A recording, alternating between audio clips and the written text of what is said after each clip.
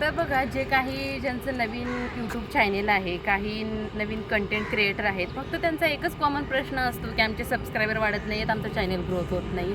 तर सबस्क्रायबर वाढवायचे कसे, चॅनेल ग्रोथ करायचं कसं, हे आम्ही व्हिडिओमध्ये तुम्हाला सांगणार आहे. तर व्हिडिओ नमस्कार मंडळी, welcome back to my YouTube channel. तर मनीषा ब्लॉग यूट्यूब चॅनलमध्ये तुम्हाला सर्वांचं मनापासून स्वागत आहे.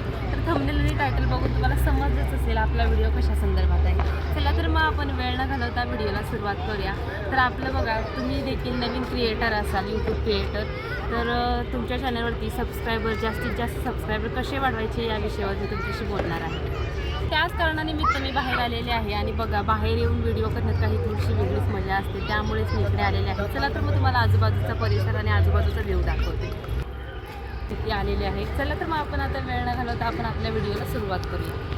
तर सध्या उन्हाळा असल्यामुळे बाहेर येणं काही जमत नाही आणि खडाकाचं ऊन असल्यामुळे शूटसुद्धा करायला जमत नाही. आणि खूप दिवसापासून व्हिडिओ बनवायचं म्हणते, 8 दिवस ते 15 दिवस झाले व्हिडिओ बनवायचं, पण मागे राहून जात होतं. तर आता म्हणलं थोडंसं ऊन पण नाही आहे, हलकं वातावरण आहे, त्यामुळे आम्ही बाहेर शूट करण्यासाठी आलेलो आहोत. सणाचा खास हेतू म्हणजे काय, तर बघा, तुम्ही एखादी नवीन कंटेंट क्रिएटर असाल किंवा एखाद्याचं नवीन चॅनेल ओपन असेल तुमचं, किंवा तुम्ही चॅनेल ओपन करणार असाल, तर तुम्हाला काही गोष्टी कळणं खूप महत्त्वाचं आहे.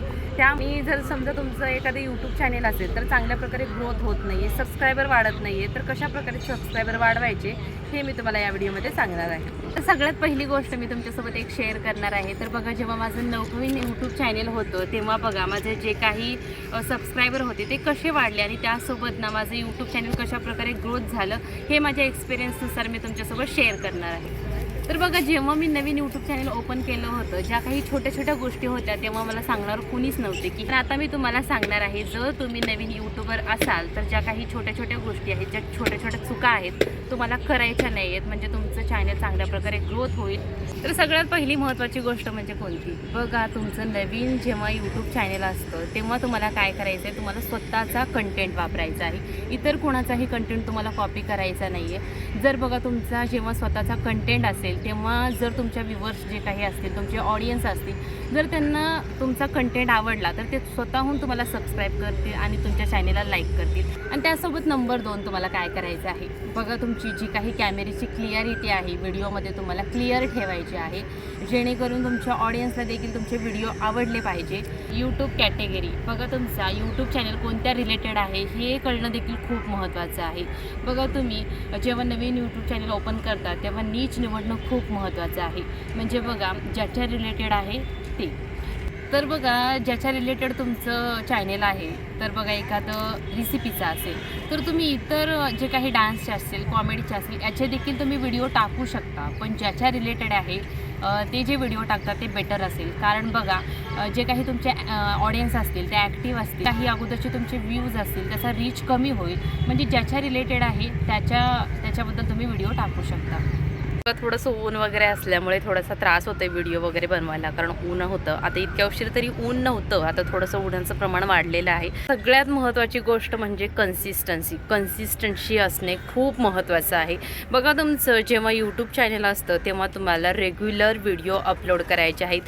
बघा, तुम्हाला जर रेग्युलर व्हिडिओ अपलोड करणे जमत नसेल तर तुम्ही आठवड्यातून 4 किंवा 5 व्हिडिओ तुम्ही अपलोड करू शकता. त्याने तुमचा जो काही ऑडियन्स आहे तो ॲक्टिव्ह राहतो आणि बघा, तुमच्या ऑडियन्सला तुमचे जे काही व्हिडिओ आहेत ते बघायला भेटतात. त्यामुळे बघा, तुमच्या व्हिडिओला ते चांगल्या प्रकारे, जर तुमचा व्हिडिओ आवडला तर ते तुमच्या व्हिडिओला लाईक करतात आणि सबस्क्राईब करतात.